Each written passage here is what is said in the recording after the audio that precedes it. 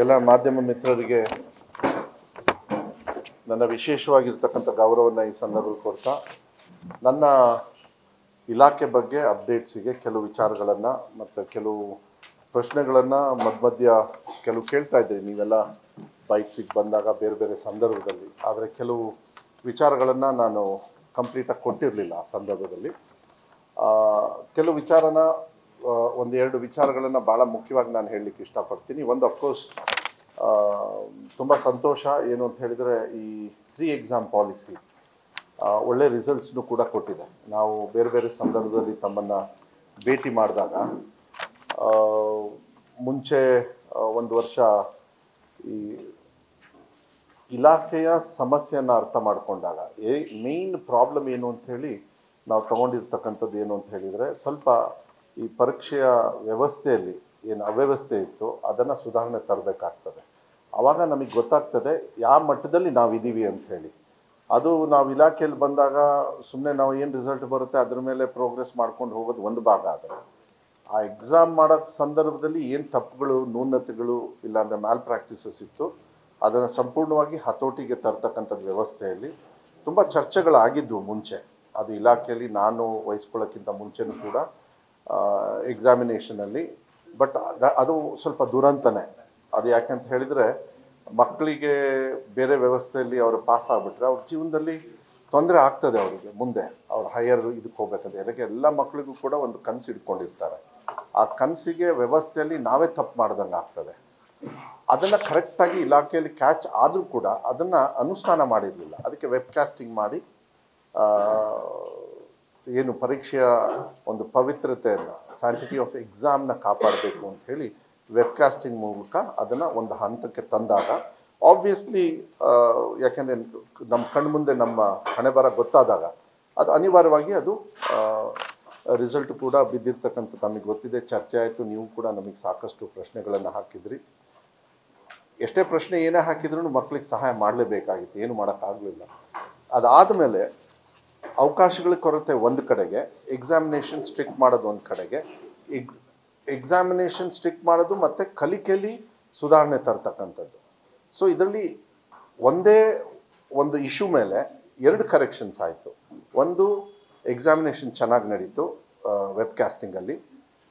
Examination result ಬಿದ್ದ ತಕ್ಷಣ teachers ಕೂಡ, ಯಾಕೆಂದರೆ ನಮ್ಮ ಸರ್ಕಾರಿ ಶಾಲೆಯಲ್ಲಿ ನಿಜ ಹೇಳಬೇಕಂದ್ರೆ ಎಲ್ಲರೂ ಕೂಡ ಒಳ್ಳೆ ಟೀಚರ್ಸೇ. ಯಾಕೆಂದರೆ ಎಲ್ಲ ಮೆರಿಟ್ ಮೇಲೆ ಬರ್ತಾರೆ. ನಾನು ಮಿನಿಸ್ಟರ್ ಆಗಿಲ್ಲ, ಚೀಫ್ ಮಿನಿಸ್ಟರ್ ಆಗಲಿ, ಇನ್ನೊಬ್ಬರು ಇನ್ಫ್ಲುಯೆನ್ಸ್ ಮಾಡಿ ಕೊಡೋದಕ್ಕಾಗೋದಿಲ್ಲ. ಆದರೆ ಅವ್ರನ್ನ ಉಪಯೋಗಿಸ್ಕೊಳ್ಳೋದ್ರಲ್ಲಿ ಇಲಾಖೆ ಕೆಲವು ನ್ಯೂನತೆಗಳನ್ನು ನೋಡಿದಾಗ ಯಾವಾಗ ಎಕ್ಸಾಮಿನೇಷನ್ ರಿಸಲ್ಟ್ ಬಿತ್ತು ಟೀಚರ್ಸು ಕೂಡ ಸ್ವಲ್ಪ ಜಾಸ್ತಿ ರೆಸ್ಪಾನ್ಸಿಬಿಲಿಟಿ ತೊಗೊಂಡ್ರು. ಫ್ರೀ ಕರೆಂಟ್ ಕೊಡ್ತಾಯಿದ್ವಿ ಸಾಕಷ್ಟು ಇಲಾಖೆಯಲ್ಲಿ. ಯಾಕೆಂದರೆ ಬಿದ್ದ ತಕ್ಷಣ ಸಾಯಂಕಾಲ ಸ್ಪೆಷಲ್ ಕ್ಲಾಸಸ್ಸು, ಆಮೇಲೆ ಯಾರು 60% ತೊಗೊಂಡಿದ್ದಾರೆ ಅವ್ರಿಗೆ 80% ಹೆಂಗೆ ತೊಗೊಳ್ಳೋದು, ಯಾರು ಮಕ್ಕಳು ಫೇಲ್ ಆಗಬಹುದು, ಸ್ವಲ್ಪ ಕಷ್ಟ ಆಗ್ತಾಯಿದೆ ಅವ್ರಿಗೆ ಯಾವ ರೀತಿ ಸಹಕಾರ ಮಾಡಬೇಕು, ಅವರಿಗೆಲ್ಲ ರೆಮಿಡಿಯಲ್ ಕ್ಲಾಸಸ್ಸು ಮಧ್ಯ ಎಲ್ಲ ಸುಮಾರಷ್ಟು ನಾವು ಮಾತಾಡಿದ್ವಿ. ಹೋದ ವರ್ಷ ಮೋಸ್ಟ್ಲಿ ಇಲ್ಲೇ ಕೂಡ ಚರ್ಚೆ ಮಾಡಿದ್ವಿ. ಇದನ್ನೆಲ್ಲ ಮಾಡಿದ ಮೇಲೆ ಅವರಿಗೆ ಅವಕಾಶಗಳು ಕೂಡ ಕೊರತೆ ಇತ್ತು ಅಂತ ಹೇಳಿ ಒಂದು ಭಾವಿಸಿ 3 ಎಕ್ಸಾಮ್ ಪಾಲಿಸಿಯನ್ನು ನಾವು ಮಾಡಿದ್ವಿ. ಮುಂಚೆ 1 ಎಕ್ಸಾಮು ಮತ್ತು ಸಪ್ಲಿಮೆಂಟ್ರಿ ಅಂತ ಇತ್ತು. ಆ ಸಪ್ಲಿಮೆಂಟ್ರಿ ಮಕ್ಕಳಿಗೆ ಬೇಡ. ಯಾಕೆಂದರೆ ತಪ್ಪುಗಳು ಇಲಾಖೆಯಲ್ಲಿ ಟೀಚರ್ಸು ತಂದೆ ತಾಯಿ ನಾವು ಮಾಡಿದಾಗ ಮಕ್ಕಳು ಯಾವತ್ತೂ ಕೂಡ ಅವರು ತಪ್ಪು ಮಾಡಿರೋದಿಲ್ಲ. ಅದಕ್ಕೆ ನಾವು 3 ಎಕ್ಸಾಮ್ ಪಾಲಿಸಿಯಲ್ಲಿ ತಂದಾಗ ಫಸ್ಟ್ ಎಕ್ಸಾಮಲ್ಲಿ ಎಷ್ಟು ಪಾಸ್ ಆದರು, ಸೆಕೆಂಡ್ ಎಕ್ಸಾಮು, ಥರ್ಡ್ ಎಕ್ಸಾಮು ಮಾನ್ಯ ಮುಖ್ಯಮಂತ್ರಿಗಳು ಕೂಡ ಸ್ವಲ್ಪ ಸ್ಟ್ರಿಕ್ಟಾಗಿ ನಮಗೆ ಹೇಳಿದರು, ಈ ಗ್ರೇಸ್ ಮಾರ್ಕ್ಸು ಇದೆಲ್ಲ ಪದ್ಧತಿ ಒಳ್ಳೆಯದಲ್ಲ, ಅದು as good as even copying also ನಿಲ್ಲಿಸಬೇಕು ಅಂತ ಹೇಳಿದಾಗ ಒಂದೇ ಒಂದು ವರ್ಷ ಎಕ್ಸಾಮಿನೇಷನ್ ಸ್ಟ್ರಿಕ್ಟ್ ಮಾಡಿದಾಗ ಅನಿವಾರ್ಯವಾಗಿ ನಾವು ಕೊಡ್ತಕ್ಕಂಥದ್ದು ವ್ಯವಸ್ಥೆಯನ್ನು ಇಟ್ಕೊಂಡ್ವಿ. ಅದಾದಮೇಲೆ ಅವ್ರು ಹೇಳಿದರು ಮಿನಿಮಮ್ 75% ನೀವೆಲ್ಲ ಪಾಸ್ ಆಗಬೇಕು ಮಕ್ಕಳು, ಅಲ್ಲಿಗೆ target, that is your target ಅಂತ ಹೇಳಿ ಒಂದು 2-3 ಸತಿ ನಮಗೆ ಪರ್ಸ್ನಲ್ ಆಗು ಹೇಳಿದರು. ಒಂದು ಸತಿ ನನಗನ್ಸುತ್ತೆ DC CEO ಕಾನ್ಫರೆನ್ಸಲ್ಲೂ ಕೂಡ ಎಲ್ಲರಿಗೂ ವಾರ್ನಿಂಗ್ ಕೊಟ್ಟಿದ್ರು. DC ಅವ್ರಿಗೂ, CEO ಅವ್ರಿಗೂ ಮತ್ತು ನಮ್ಮ ಇಲಾಖೆಯವ್ರಿಗೂ ಕೂಡ ಹೇಳಿದರು. ಆದರೆ ನನಗೆ ಭಾಳ ಸಂತೋಷ, first exam, second exam, third exam ಇವೆಲ್ಲದೂ ಕ್ರೋಢೀಕರಿಸಿದರೆ 79% SSLCಯಲ್ಲಿ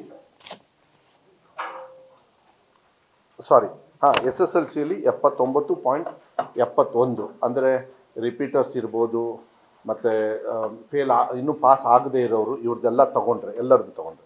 ಅದೇ PUCಯಲ್ಲಿ ರಿಸಲ್ಟು 85.19%. ಅಂದರೆ ಅವರು ಪಾಸಾಗಿ ಮುಂದೆ ಹೋದರು. ಅವರ ಸ್ವಂತ ಶಕ್ತಿ ಮೇಲೆ 25 ದಿವಸನೋ 20 ದಿವಸನೋ ನಂಗೆ 25 ದಿವಸಕ್ಕೆ ಮತ್ತೆ ಎಕ್ಸಾಮ್ ತೊಗೊಂಡು, ಯಾಕೆಂದರೆ ಅವರಿಗೆ ಓದೋಕ್ಕೆ ಟೈಮ್ ಆಯಿತು. ಪ್ಲಸ್ ಕೆಲವರು ಇದರೊಳಗೆ ಸೆಕೆಂಡ್ ಎಕ್ಸಾಮಲ್ಲಿ ಯಾರು 70 ತೊಗೊಂಡಿರ್ತಾರೆ ಪರ್ಸೆಂಟೇಜು, ಅವ್ರಿಗೇನೋ ಒಂದು ಇನ್ನೂ ಸ್ವಲ್ಪ ನನಗೆ ಕಾನ್ಫಿಡೆನ್ಸ್ ಇತ್ತು, ಅವಕಾಶಗಳಿದೆ ಅನ್ನೋ ಒಂದು ಕಾರಣದಿಂದ ಇರುತ್ತೆ, ಹುಷಾರಿಲ್ವೋ ಓದಿಲ್ವೋ ಇಲ್ಲ ಕಾನ್ಫಿಡೆನ್ಸಲ್ಲಿ ಏನೋ ಒಂದು ಕೊರತೆನೋ ನೋಡಿ ಸೆಕೆಂಡ್ ಎಕ್ಸಾಮು ತೊಗೊಳ್ಬೇಕು ಅಂತ ಹೇಳಿ 90% ತೊಗೊಂಡವರು ಇದ್ದಾರೆ. ಆಮೇಲೆ ಹೋದ ಸತಿ ಅಂದರೆ ಎಕ್ಸಾಮಿನೇಷನಲ್ಲಿ ಹೋದ ಸತಿ ಐ ಥಿಂಕ್ ಇಬ್ಬರೇ ಅನಿಸುತ್ತೆ 625ಕ್ಕೆ 625 ತೊಗೊಂಡಿದ್ದು ಹೋದ ವರ್ಷ. ಈ ವರ್ಷ ನನಗೆ ಭಾಳ ಸಂತೋಷ, 625ಕ್ಕೆ 625 49 ಮಕ್ಕಳು ತೊಗೊಂಡಿದ್ದಾರೆ ಫಸ್ಟ್ ಆ್ಯಂಡ್ ಸೆಕೆಂಡ್ ಎಕ್ಸಾಮಲ್ಲಿ.